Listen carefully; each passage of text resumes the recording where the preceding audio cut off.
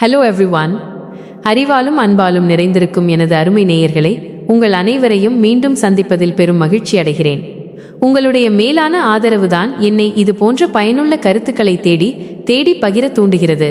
கல்வி, உறவுகள், உலக நடப்புகள் என பல விஷயங்களை பேசி வரும் நமது சேனலில் இன்று பணத்தையும் நட்பையும் பற்றிய ஒரு கசப்பான உண்மையை இந்த உரையாடல் மூலம் பார்ப்போம். ப்ரோ, அவசரமா ஒரு 5000 ரூபாய் வேணும், அடுத்த வாரம் கண்டிப்பா திரும்ப கொடுத்துடுவேன். மன்னிச்சுக்கோங்க ப்ரோ, இப்போதைக்கு கைவசம் இல்லை. என்ன ப்ரோ, கேட்ட உடனே யோசிக்காம இல்லைன்னு சொல்லிட்டீங்க? ஒரு உதவிதானே கேட்டேன். ஆமா ப்ரோ, ஏன்னா நான் உங்களை நம்பி என் அவசர தேவைக்காக வச்சிருக்க காசை தூக்கி கொடுப்பேன். ஒரு வாரம் கழிச்சு எனக்கு தேவைப்படும் போது நான் உங்ககிட்ட திரும்ப கேட்பேன்.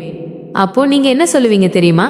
கேவலம் இந்த 5000 ரூபாய்க்கு இப்படி உயிரை எடுக்கிறீங்களே, 2 நாள் பொறுத்துக்கோங்க, உங்க காசை தூக்கிட்டு ஓடவா போறேன் அப்படின்னு ரொம்ப சாதாரணமா கேட்பீங்க.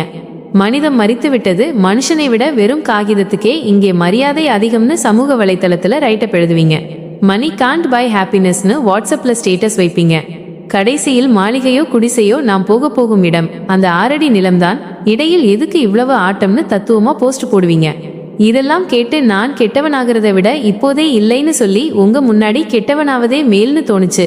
அதான் ஒரே வார்த்தையில முடிச்சிட்டேன்.